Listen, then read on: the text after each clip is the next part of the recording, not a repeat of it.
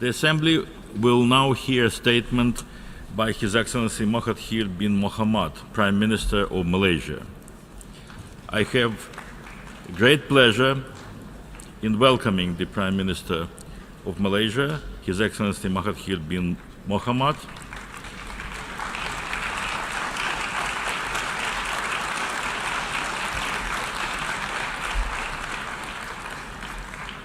And I invite him to address the General Assembly.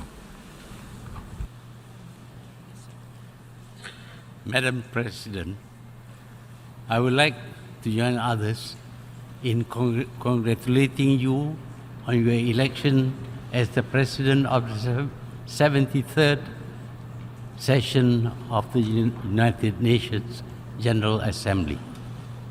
I am confident with your wisdom and vast experience, this session will achieve the objectives of the theme for this session. I assure you of Malaysia's fullest support and cooperation towards achieving these noble goals. Allow me to also pay tribute to your predecessor, His Excellency Miroslav Lajcak, for his dedication and stewardship in successfully completing the work of the 72nd session of the General Assembly. I commend the Secretary General and the United Nations staff for their tireless efforts in steering and managing UN activities globally. In particular, I pay tribute to the late Kofi Annan, the 7th Secretary General of the United Nations from 1997 to 2006, who sadly passed away in August this year. Malaysia had a positively strong and active engagement with the UN during his tenure. Madam President, the theme of this 73rd session of the General Assembly, making the United Nations relevant to all people, global leadership, and shared responsibilities for peaceful, equitable, and sustainable societies, remains true to the aspiration of our founding fathers. The theme is most relevant and timely. It is especially pertinent in the context of the new Malaysia. The new government of Malaysia, recently empowered with a strong mandate from its people, is committed to ensure that every Malaysian has an equitable share in the prosperity and wealth of the nation. A new Malaysia emerged after the 14th general election in May this year. Malaysians decided to change their government, which had been in power for 61 years, that is, since independence.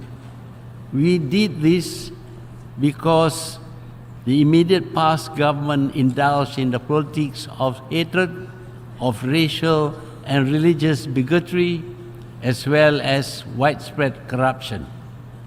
The process of change was achieved democratically, without violence or loss of lives.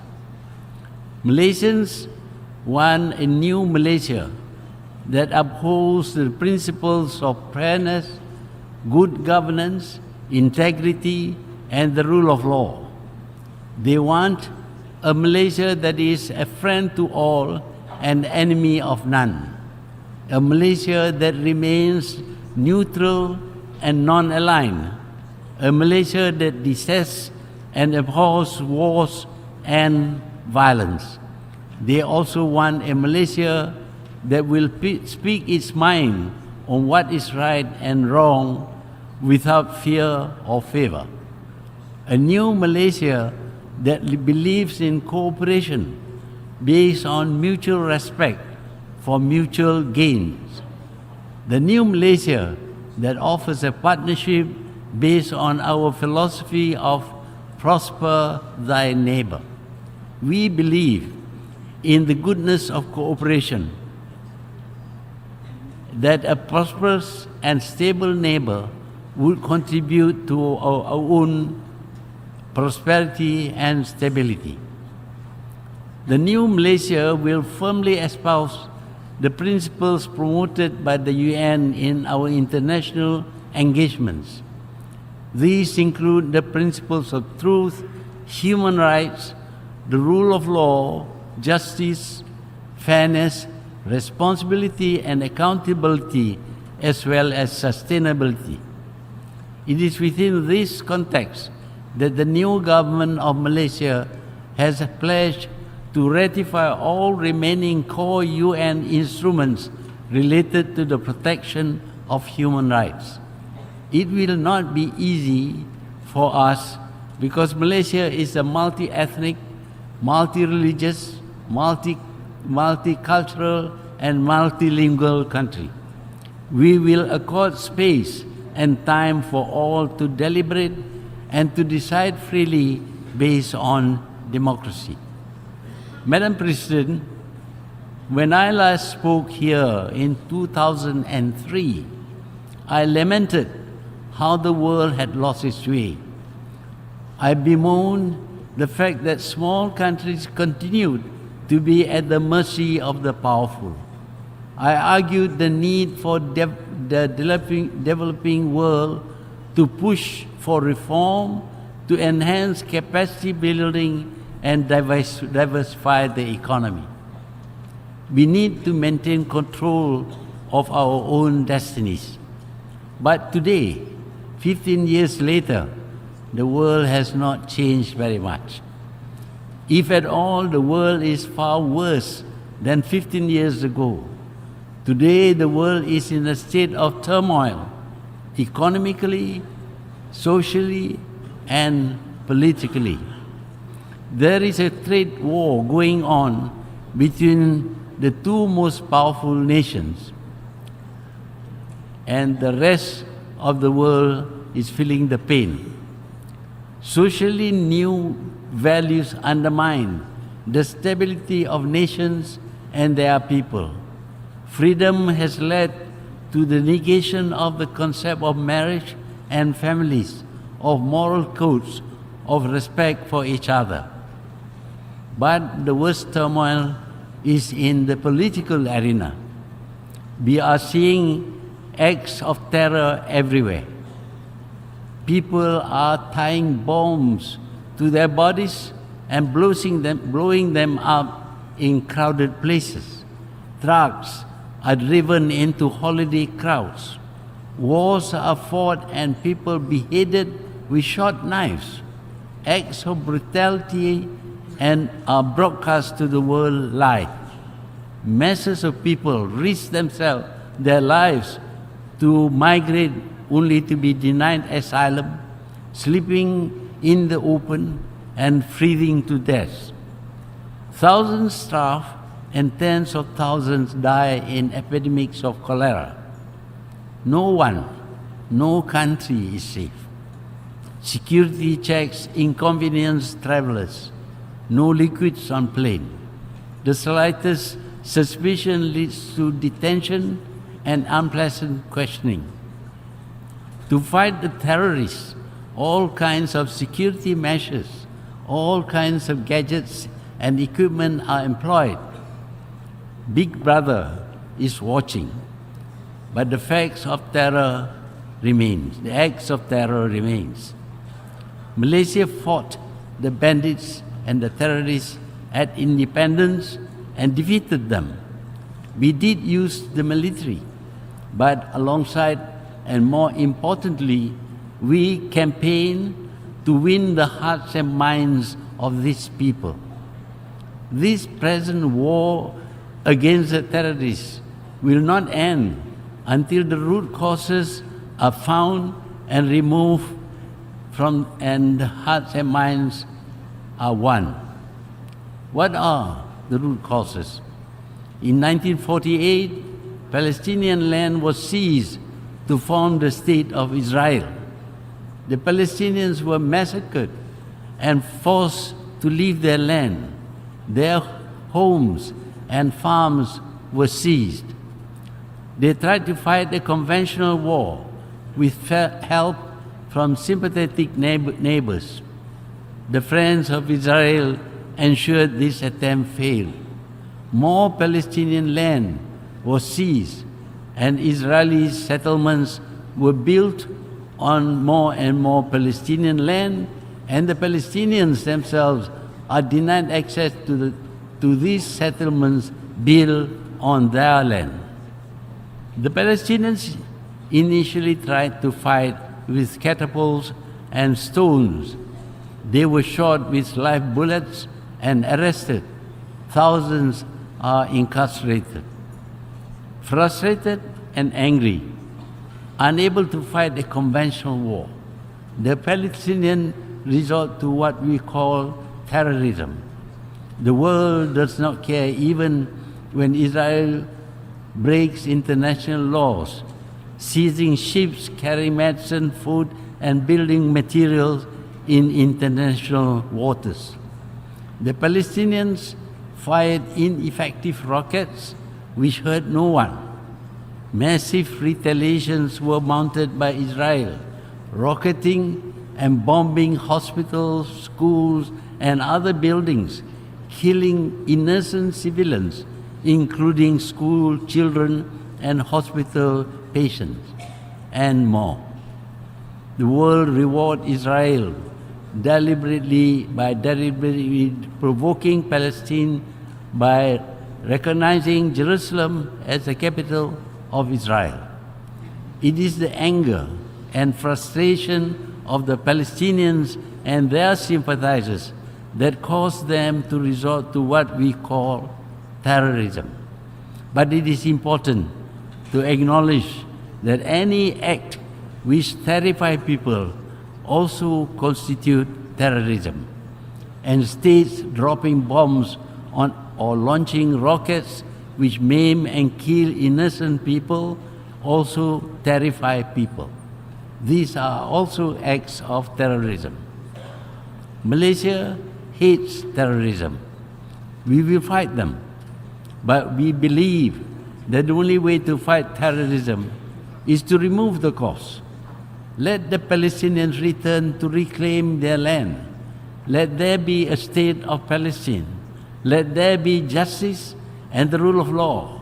Warring against them will not stop terrorism, nor will out-terrorizing them succeed. We need to remind ourselves that the United Nations organization, like the League of Nations before, was conceived for the noble purpose of ending wars between nations. Wars are about killing people. Modern wars are about mass killings and total destruction countrywide. Civilized nations claim that they abhor killings for any reason. When a man kills, he commits the crime of murder, and the punishment may be death. But wars, we all know, encourage and legitimize killings. Indeed, the killings are regarded as noble, and the killers are hailed as heroes. They get medals stuck to their chests and statues erected in their honor, have their names mentioned in history books. There is something wrong about our way of thinking with our value system.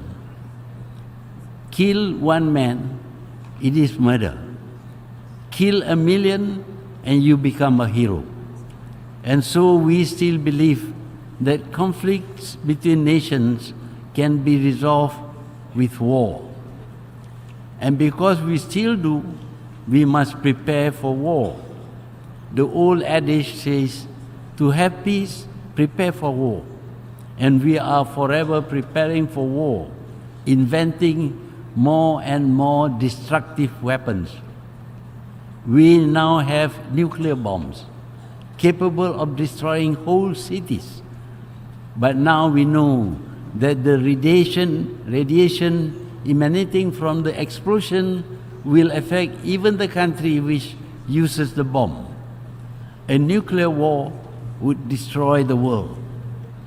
This fear has caused the countries of Europe and North America to maintain peace for over 70 years. But that is not for other countries. Wars in these other countries can help live test the new weapons being invented. And so they sell them to warring countries. We see their arms in wars between smaller nations. These are not world wars, but they are no less destructive.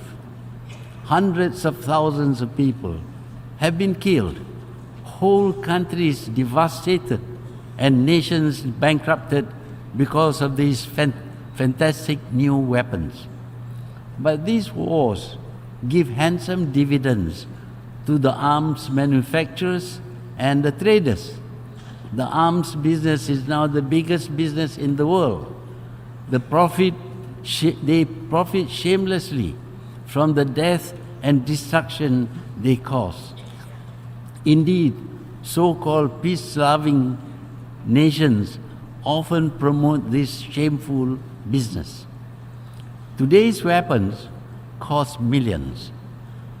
Fighter jets cost about $100 million, and maintaining them costs as much as tens of millions. But the poor countries are persuaded to buy them even if they cannot afford. They are told that their neighbors or their enemies have them. It is therefore imperative that they too have these weapons. So, while the people starve and suffer from all kinds of deprivations, a huge percentage of their budget is allocated to the purchase of modern arms.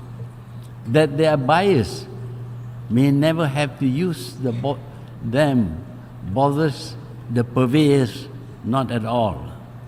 Madam President, in Myanmar, Muslims in Rakhine State are being murdered, their homes torched, and millions of refugees had been forced to flee, to drown in the high seas, to live in makeshift huts without water or food, without the most primitive sanitation.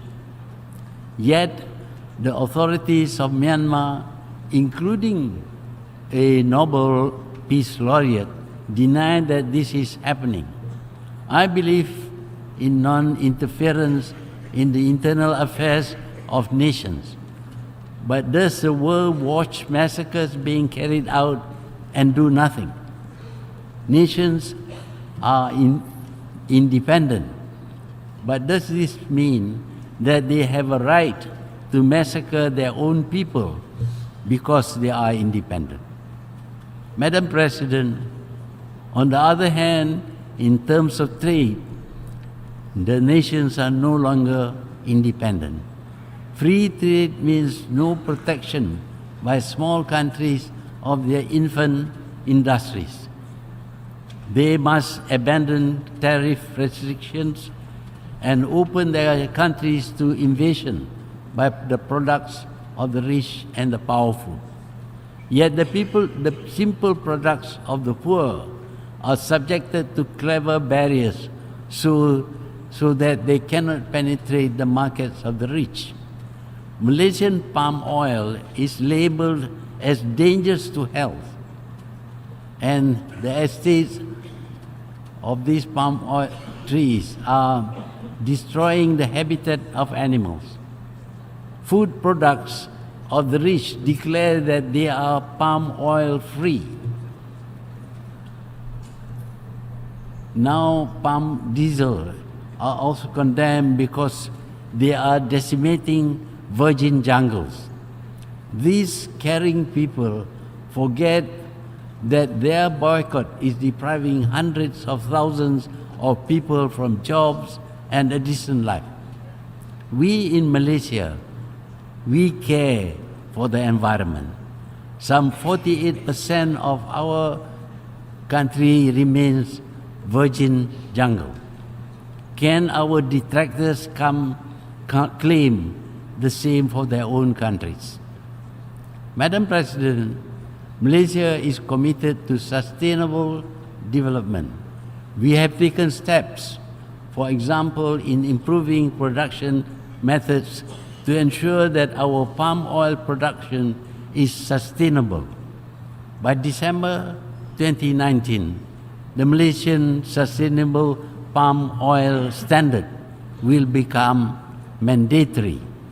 This will ensure that every drop of palm oil produced in Malaysia will be certified sustainable by 2020. Madam President, all around the world, we observe a dangerous trend to inward-looking nationalism of governments pandering to populism, retreating from international collaborations and shutting their borders to free movements of people, goods and services, even as they talk of a borderless world of free trade. While globalization has indeed brought us some benefits, the impacts have proven to be threatening to the independence of small nations. We cannot even talk or move around without having our voices and movement recorded and often used against us. Data on everyone is captured and traded by powerful nations and their corporations.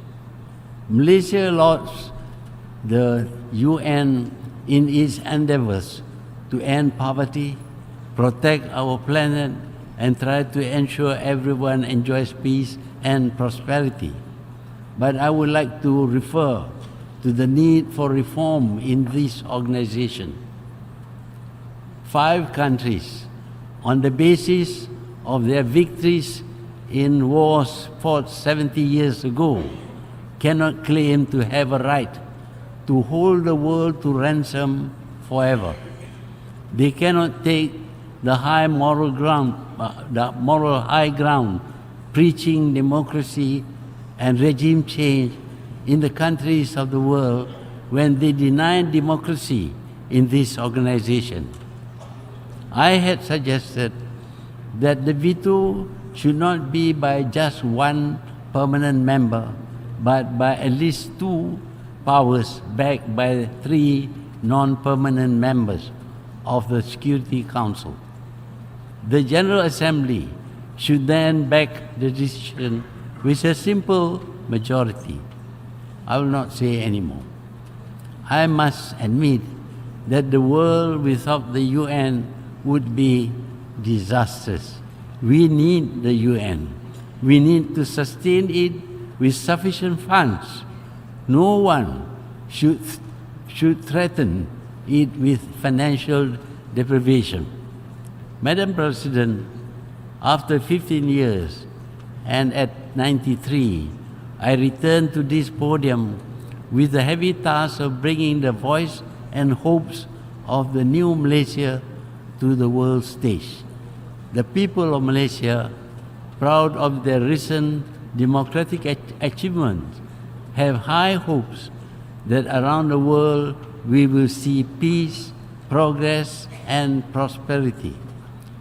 In this, we look towards the United Nations to hear our pleas. I thank you, Madam President.